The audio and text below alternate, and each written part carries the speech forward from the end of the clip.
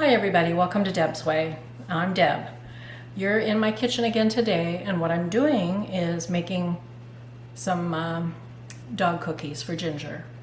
The recipe I got from Peggy at Page Family Homestead, and I will put that channel link down below. I'll also list the recipe for these cookies that I've made several times. I have other videos out there too that you can check on how to do this. Now, I'll be moving through this video a little faster than normal. Since I have done it before. But I've got the ingredients here, and I'm going to bring you around and get started with putting the ingredients that I've measured out already into the bowl, and then cutting the dough and baking the little cookies for Miss Ginger, who is right here waiting for her cookies to get done. Let me show you her anxious look.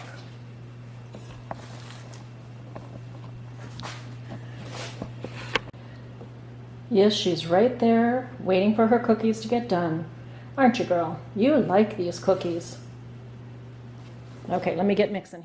All right, so I'm going to mix my moist ingredients first, starting off with the pumpkin. And this is 1 cup of pumpkin, just 1 cup. I am doing half the recipe.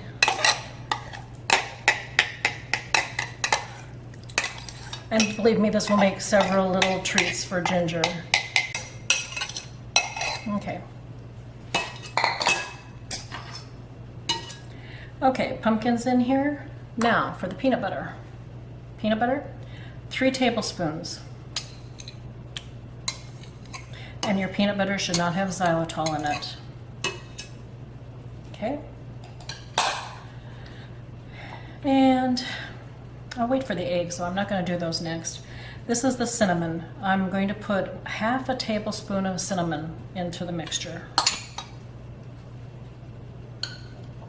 Okay, and that's the ingredient so far. As far as the flour goes, it's going to be added slowly, and I'm going to start that now. This is 2 cups of rice flour, actually. So I'm going to put a little bit in here to start mixing it up. Okay, so I'm going to put like 1 egg in here with it so far. And just start mixing this up. Get back here.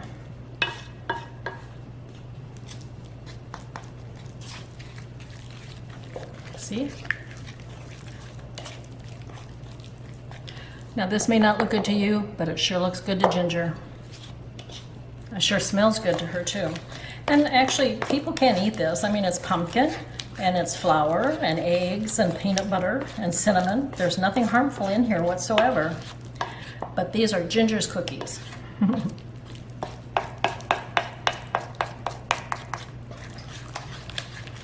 going to add a little bit more flour.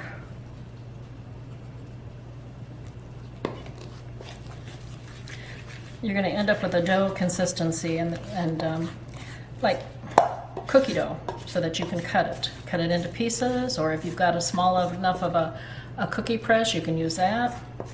Ginger just has itty bitty pieces per serving. She's only 5 pounds, so I really cut up little pieces to bake, and I don't have a cookie press. Okay, this is not bad. I'm going to pour some more.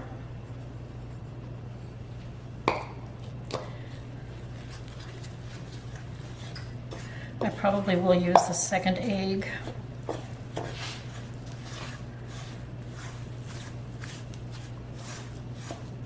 Because this is really getting hard to work with.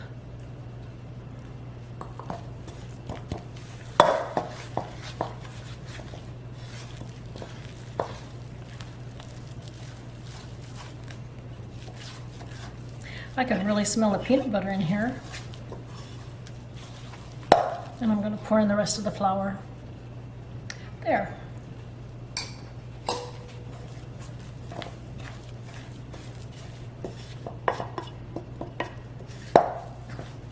Last time I made these, I made it with an oatmeal powder or flour.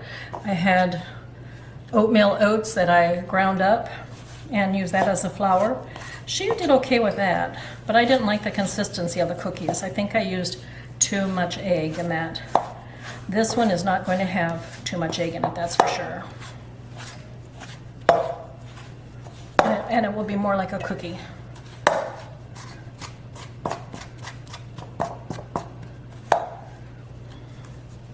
Okay, come on, flour, mix up here.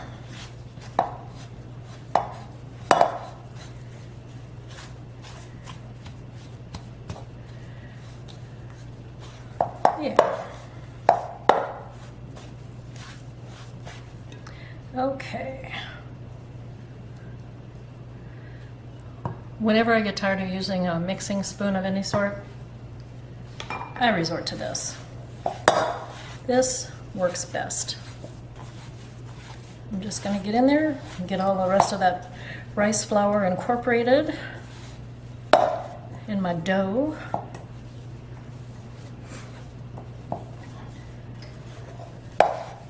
Mixed up nicely.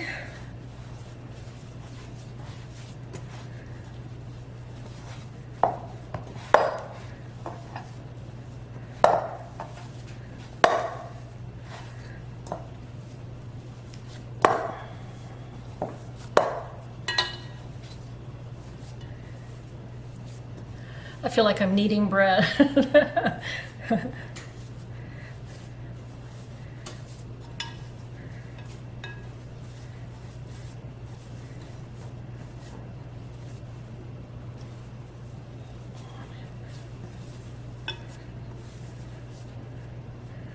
Okay, that's looking pretty good. I'm gonna put a cookie sheet down here with some flour on it, and I'm gonna start spreading out the dough.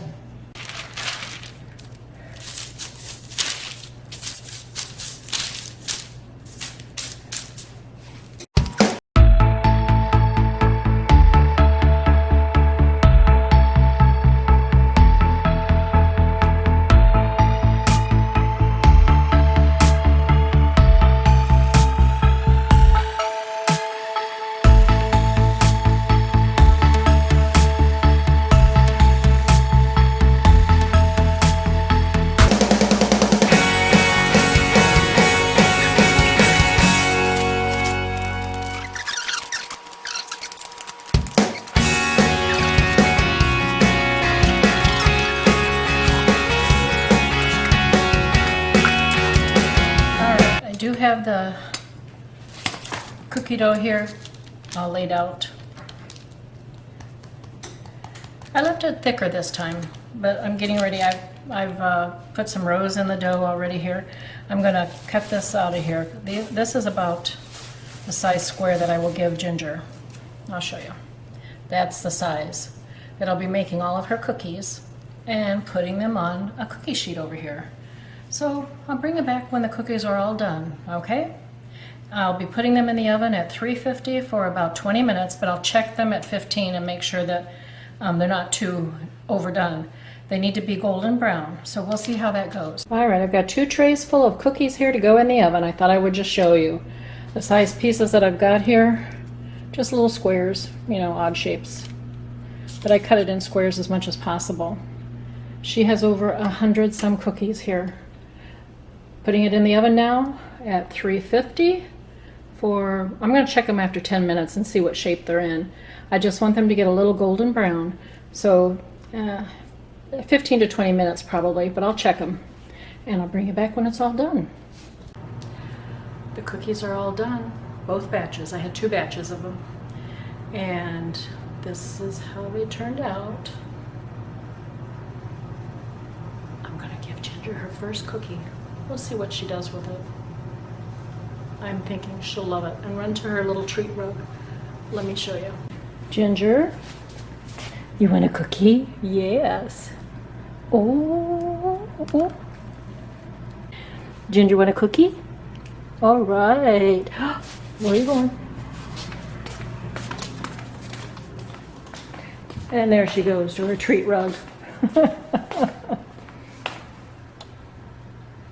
I think she likes it. Yep, that was a good batch. Thank you, Aunt Peggy, for the recipe. Okay, her cookies are all individually wrapped here in packages of 6 that are going in the freezer. I have over 100 treats here. And they're going into a big Ziploc baggie and going in the freezer I'll take out a bag as needed.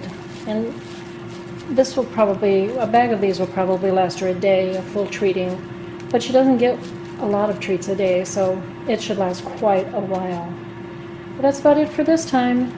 Hope you're all having a good one out there. I'm going to give Ginger another cookie. She's waiting patiently for another one. Oh, did I drop it? Oh, well, Ginger, you got to hold on to it. Take it, yeah. There you go. She's gonna, oh, no, there she goes. To her snack rug. All right. Hope you're all having a good one out there. You take care. I'll be talking to you again real soon, but bye for now.